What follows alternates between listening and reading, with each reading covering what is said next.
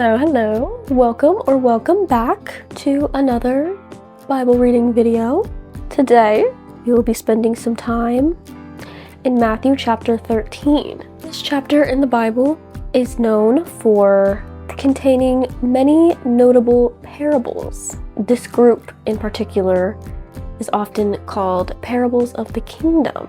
So if you're unfamiliar with the concept of a parable, parables are essentially described as short stories that Jesus told that offer moral and spiritual lessons within stories of earthly situations or scenarios. So they take earthly situations and people and things that we can relate to while containing a very important heavenly message within them.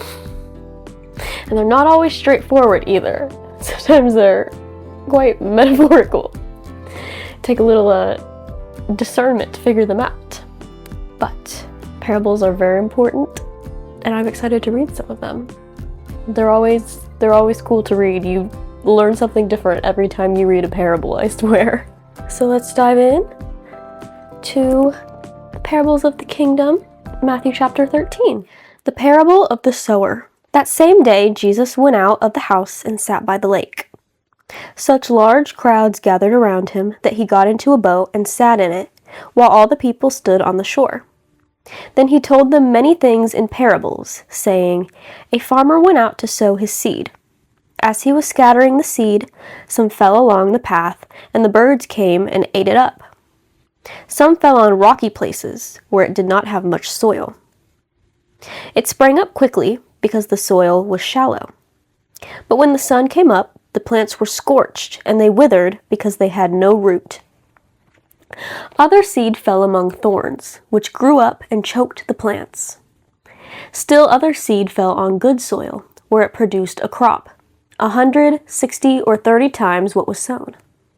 Whoever has ears, let them hear.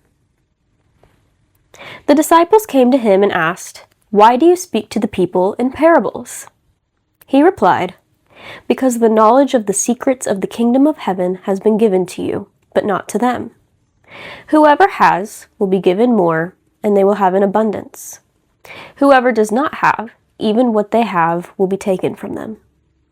This is why I speak to them in parables. Though seeing, they do not see. Though hearing, they do not hear or understand. In them is fulfilled the prophecy of Isaiah. You will be ever hearing, but never understanding. You will be ever seeing, but never perceiving. For this people's heart has become calloused. They hardly hear with their ears, and they have closed their eyes. Otherwise, they might see with their eyes, hear with their ears, understand with their hearts, and turn, and I would heal them. But blessed are your eyes, because they see, and your ears because they hear. For truly I tell you, many prophets and righteous people longed to see what you see, but did not see it, and to hear what you hear, but did not hear it. Listen then to what the parable of the sower means. When anyone hears the message about the kingdom and does not understand it, the evil one comes and snatches away what was sown in their heart. This is the seed sown along the path. The seed falling on rocky ground refers to someone who hears the word and at once receives it with joy. But since they have no root, they last only a short time. When trouble or persecution comes because of the word, they quickly fall away. The seed falling among the thorns refers to someone who hears the word, but the worries of this life and the deceitfulness of wealth choke the word, making it unfruitful. But the seed falling on good soil refers to someone who hears the word and understands it. This is the one who produces a crop yielding 100, 60, or 30 times what was sown. The parable of the weeds. Jesus told them another parable. The kingdom of heaven is like a man who sowed good seed in his field. But while everyone was sleeping, his enemy came and sowed weeds among the wheat and went away. When the wheat sprouted and formed heads, then the weeds also appeared. The owner's servants came to him and said, Sir, didn't you sow good seed in your field? Where then did the weeds come from? An enemy did this, he replied. The servants asked him, "Do you want us to go and pull them up?" "No," he answered, "because while you are pulling the weeds, you may uproot the wheat with them. Let both grow together until the harvest. At that time, I will tell the harvesters, 'First collect the weeds and tie them in bundles to be burned. Then gather the wheat and bring it into my barn.'" The parables of the mustard seed and the yeast. He told them another parable. "The kingdom of heaven is like a mustard seed, which a man took and planted in his field. Though it is the smallest of all seeds, yet when it grows, it is the largest of garden plants and becomes a tree, so that the birds come and perch in its branches." He told them still another parable. "The kingdom of heaven is like yeast that a woman took and mixed into about 60 pounds of flour until it worked all through the dough." Jesus spoke all these things to the crowd in parables.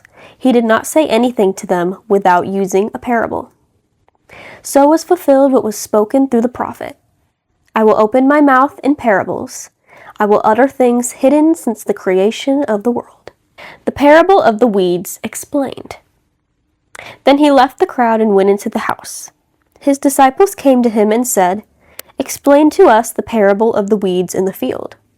He answered, "The one who sowed the good seed is the Son of Man. The field is the world, and the good seed stands for the people of the kingdom. The weeds are the people of the evil one, and the enemy who sows them is the devil. The harvest is the end of the age, and the harvesters are angels. As the weeds are pulled up and burned in the fire, so it will be at the end of the age. The Son of Man will send out his angels, and they will weed out of his kingdom everything that causes sin and all who do evil. They will throw them into the blazing furnace, where there will be weeping and gnashing of teeth. Then the righteous will shine like the sun in the kingdom of their Father. Whoever has ears, let them hear."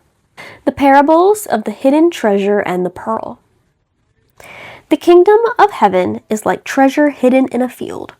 When a man found it, he hid it again, and then in his joy went and sold all he had and bought that field. Again, the kingdom of heaven is like a merchant looking for fine pearls. When he found one of great value, he went away and sold everything he had and bought it. The parable of the net. Once again, the kingdom of heaven is like a net that was let down into the lake and caught all kinds of fish. When it was full, the fishermen pulled it up on the shore. Then they sat down and collected the good fish in baskets, but threw the bad away.